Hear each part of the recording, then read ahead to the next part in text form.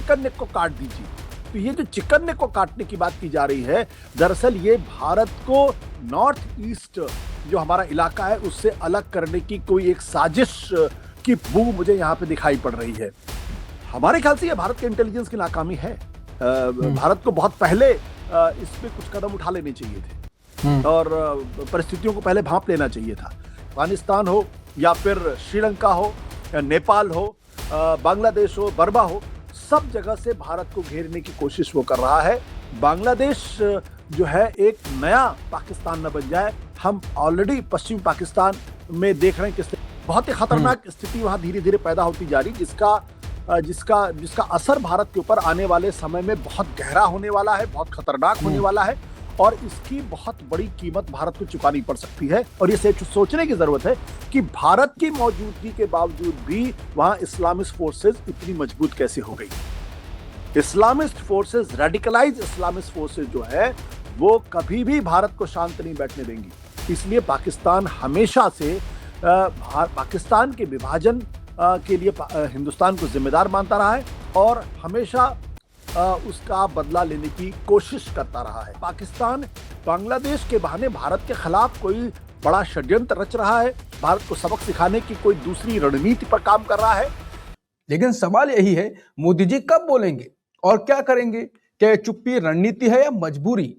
अगर कुछ नहीं किया तो क्या संदेश जाएगा और अगर कार्रवाई हुई तो क्या उसके सियासी और कूटनीतिक नतीजे होंगे? जहां आशुतोष जी खबर की खबर लेकर असली खबर बताते हैं। आशुतोष सर, बीजेपी भी प्रदर्शन कर रही है, विपक्ष भी कह रहा है और मोदी जी कुछ नहीं कर रहे हैं, आरएसएस भी बोल रहा है। देखिए, ये जो बांग्लादेश की कंट्रोवर्सी है, जो बांग्लादेश के अंदर जिस तरीके से हिंसा फैली है, इसको सिर्फ एक हिंदू के भीड़ के द्वारा मारे जाने की नजर से देखना बहुत ठीक नहीं होगा। बिल्कुल, इस देश के अंदर कहीं भी हिंदू की मृत्यु हो या उसको मॉब लिंचिंग हो तो उस पर चिंता होनी चाहिए, उसकी भर्त्सना होनी चाहिए, उसकी निंदा की जानी चाहिए। लेकिन दुर्भाग्य की बात क्या है कि इसको सिर्फ इसी एक नजर से देखने की कोशिश की जा रही है। मुझे लगता है कि बांग्लादेश का जो ये पूरा एपिसोड है, ये पूरा एपिसोड भारत के लिए एक बहुत ही खतरनाक बिंदु है। बहुत ही खतरनाक स्थिति वहां धीरे धीरे पैदा होती जा रही, जिसका असर भारत के ऊपर आने वाले समय में बहुत गहरा होने वाला है, बहुत खतरनाक होने वाला है और इसकी बहुत बड़ी कीमत भारत को चुकानी पड़ सकती है अगर समय रहते इसको रोका नहीं गया या समय रहते इसके खिलाफ कार्रवाई नहीं की गई। तो हमारे यहाँ जो एक परंपरा ये हो गई है कि चीजों को सिर्फ एक एंगल से देखने की बात है और उसके बाद उसको लेके आप मोदी जी की खूब तारीफ करिए, खूब उनके बारे में बड़ी बड़ी बातें करिए और फिर जो उसकी बड़ी तस्वीर है, जो बिग पिक्चर है, उसको आप भूल जाइए। बांग्लादेश के बारे में जो एक चीज बहुत महत्वपूर्ण है वो ये, वहां पे आज भारत विरोधी माहौल इतना जबरदस्त क्यों है कि वहां हिंदुओं की लिंचिंग की जा रही है, भारत से संबंधित जितने प्रतीक चिन्ह उनको खराब करने की कोशिश की जा रही है, भारत के हाई कमीशन को वहां घेरने की कोशिश की जा रही है, उन पर पत्थर फेंके जा रहे हैं, उन पर हिंसा की जा रही है। एक तो बात बड़ी चीजें, इसको हमें समझने की जरूरत है। दूसरा ये समझने की जरूरत है कि जिस तरीके से वहां पर इस्लामिस्ट फोर्सेस वो आगे बढ़ती हुई नजर आ रही हैं और सत्ता पे एक तरीके से कब्जा करने की कोशिश कर रही हैं, उसका भारत और भारत की विदेश नीति पे क्या असर पड़ने वाला है। तीसरी बात जिसपे समझने की बात वो ये है कि आखिर इसमें पाकिस्तान की भूमिका कितनी बड़ी है। क्या पाकिस्तान, जो बांग्लादेश में जो कुछ भी घटना हो रही है उसका पाकिस्तान से कोई लेना देना नहीं है, या पाकिस्तान बांग्लादेश के बहाने भारत के खिलाफ कोई बड़ा षड्यंत्र रच रहा है, भारत को सबक सिखाने की कोई दूसरी रणनीति पर काम कर रहा है। चौथी बात, क्या इस घटना के पीछे चीन का भी हाथ है और अगर चीन का हाथ है तो क्यों है, किस लिए है, इसके पीछे के कारण क्या है। तो ये चार चीजें जो मैंने आपको बताई हैं, इनको हमें समझने की जरूरत है। पहली बात बहुत स्पष्ट होनी चाहिए कि बांग्लादेश को, जिसको चिकन नेक, अभी पिछले दिनों वहां से एक आवाज आई कि चिकन नेक को काट दीजिए, तो ये जो चिकन नेक को काटने की बात की जा रही है, दरअसल ये भारत को नॉर्थ ईस्ट जो हमारा इलाका है उससे अलग करने की कोई एक साजिश की बू मुझे यहाँ पे दिखाई पड़ रही है। वो साजिश की बू इसलिए है क्योंकि बांग्लादेश अपने बहुत सारे जगहों को, काफी ज्यादा नहीं, बहुत निकट अतीत में ही वो जो नॉर्थ ईस्ट के जो तमाम उग्रवादी संगठन है, जो आतंकवादी संगठन है, जो वहां पे एक अलग तरीके की राजनीति करते हैं, जो हिंसा में विश्वास रखते हैं, उनके लिए जगह प्रोवाइड की जाती थी। बांग्लादेश उनके लिए दरअसल एक बड़ा बड़ा भारी ग्राउंड था, जहां से वो अपने अड्डों को बनाते थे और वहां से भारत के अंदर।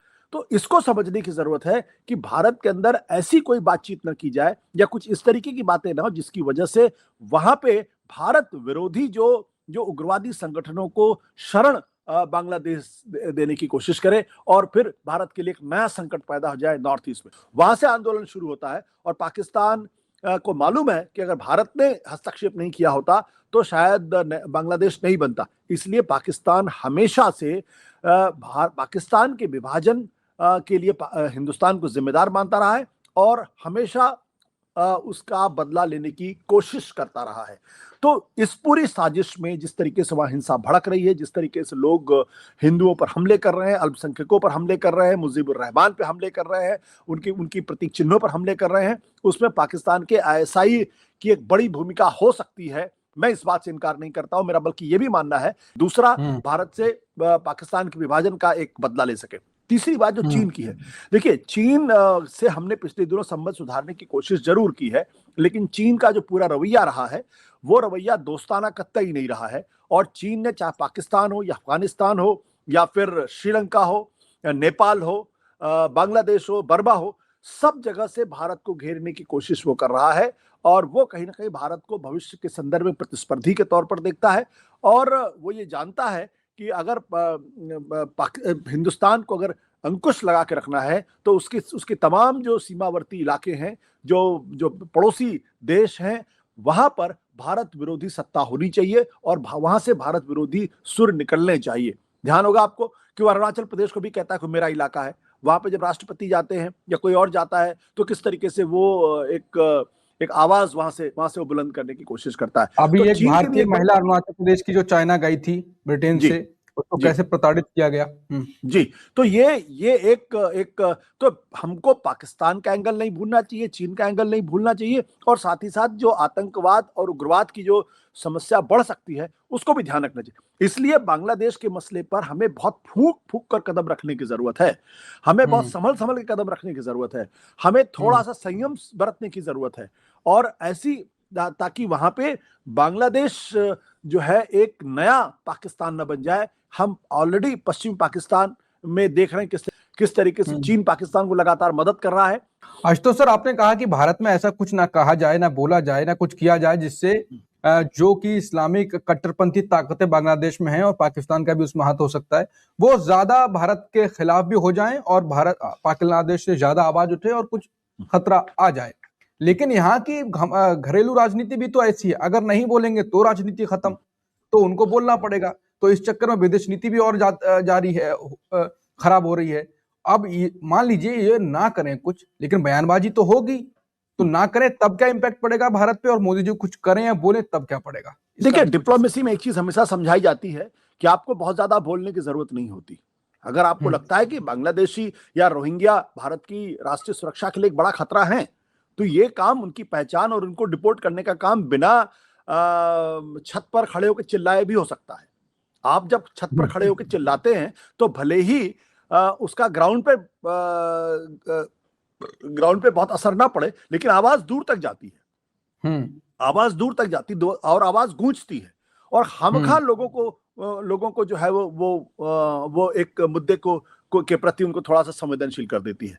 जब आप रोज बांग्लादेशियों के मुद्दे को देश के गृह मंत्री, देश के प्रधानमंत्री, देश के तमाम बड़े कैबिनेट मिनिस्टर जब उसको बड़े पैमाने पर नाम ले लेके, बांग्लादेश का नाम ले लेके, जब बांग्लादेशियों का नाम ले लेके कहते हैं तो उससे समस्या पैदा होती है। ये बात भारत सरकार को एक्सेप्ट करनी पड़ेगी, ये बात बीजेपी को भी एक्सेप्ट करनी पड़ेगी। मेरा कहना यह है कि बांग्लादेशियों का विदेशियों का मुद्दा एक बड़ा मुद्दा हो सकता है। हालांकि जो बीजेपी सरकार का जो परफॉर्मेंस है इस मसले पर, डिपोर्टेशन का, वो बहुत ही खराब परफॉर्मेंस है। मेरा मानना है कि वो मुद्दे को उठाते हैं, लेकिन इस पर उनकी कोई दिलचस्पी नहीं कि कितने बांग्लादेशियों को आप डिपोर्ट करना चाहते हो। इस मामले में मनमोहन सिंह की सरकार का जो ट्रैक रिकॉर्ड है वो बहुत अच्छा है, कई गुना बेहतर, इतना अच्छा ट्रैक रिकॉर्ड है कि बीजेपी की सरकार उसका मुकाबला नहीं कर सकती। लेकिन ये काम मनमोहन सिंह ने बिना बांग्लादेशियों का मुद्दा चिल्लाए हुए किया था। वो ज्यादा कारगर इश्यू है, ज्यादा बेहतर तरीका चीजों को हैंडल करने का। इसलिए मैंने कहा कि आप चिल्लाएं और वाकई में बांग्लादेशियों की पहचान करके डिपोर्ट ना करें, वो बेहतर स्थिति जिससे भारत को नुकसान हो, या आप चिल्लाएं ना लेकिन बांग्लादेशियों की पहचान करके उनको लगातार डिपोर्ट करते हैं, कौन सी बेहतर रणनीति है? डिपोर्ट आशुतोष सर, बस एक बात बोलनी थी। अभी केरल में छत्तीसगढ़ का आदमी हिंदू था, तू बांग्लादेशी है क्या, और मॉब लिंचिंग हो गई। 3 दिन 4 दिन पुरानी बात है। इसलिए मैंने कहा कि ये जो स्थितियां हैं वो स्थितियां अच्छी नहीं है। आपको और जिसे कहते हैं राजनीति शास्त्र में और डिप्लोमेसी में अक्सर ये कहा जाता है कि राजा को ज्यादा बोलने की जरूरत नहीं होती। राजा का तो इशारा हो जाए तो दुनिया इधर उधर हो जाती है। आपको ये करना है कि देश को बांग्लादेशियों की पहचान करनी, आप करिए ना पहचान, शांतिपूर्ण तरीके से करिए, उनकी पहचान करिए। बांग्लादेश सरकार को टेलीफोन पे करके बोलिए कि देखिए इतने लोग हैं, आप इनको वापस दीजिए, नहीं लेंगे तो आप हमें कुछ कार्रवाई करनी पड़ेगी। तो बांग्लादेश सरकार भी बहुत उससे उनको ज्यादा अगर जेन्युइनली बांग्लादेशी है तो उनको लेंगे। लेकिन अगर आप चिल्लाएंगे, अगर आप उसको राजनीतिक मुद्दा बनाने की कोशिश करेंगे, नाम ले लेके करेंगे, तो दिक्कत पैदा होती है। इसलिए मैंने कहा कि बांग्लादेश बहुत सेंसिटिव है। बांग्लादेश पे बहुत विवेकपूर्ण तरीके से फैसले करने की जरूरत है, ठंडे दिमाग से फैसले करने की जरूरत है, और ये सोचने की जरूरत है कि भारत की मौजूदगी के बावजूद भी वहां इस्लामिस्ट फोर्सेस इतनी मजबूत कैसे हो गई। Islamist forces, radicalise Islamist forces जो है वो कभी भी भारत को शांत नहीं बैठने देंगी, चाहे वो पाकिस्तान के अंदर हो, चाहे वो बांग्लादेश के अंदर हो, चाहे दुनिया के किसी भी नक्शे पे हो। इसको भी भारत की नाकामी मानेंगे आप? हमारे ख्याल से ये भारत के इंटेलिजेंस की नाकामी है।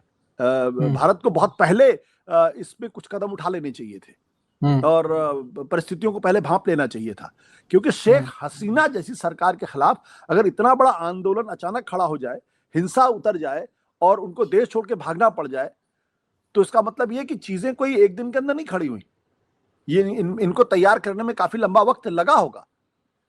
तो जो सजग इंटेलिजेंस एजेंसीज होती हैं वो समय से बहुत पहले ऐसे बहुत सारे काम कर देती हैं जिससे कि वहां पे जो उनका देश है वहां पे उनके खिलाफ कोई बहुत माहौल न बन पाए।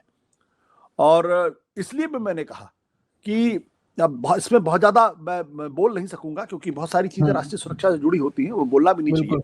लेकिन भारत को निश्चित तौर पर एक बहुत लॉन्ग टर्म प्लानिंग करके, मोदी सरकार को लॉन्ग टर्म प्लानिंग करके, स्थायित्व भाव से, ठंडे दिमाग से एक नई बांग्लादेश नीति की परिकल्पना करनी चाहिए और उसके हिसाब से बांग्लादेश से उठते हुए खतरों को न्यूट्रलाइज करने की कोशिश करनी चाहिए। यह भारत की राष्ट्रीय सुरक्षा के लिए आज की तारीख में सबसे बड़ी चुनौती है।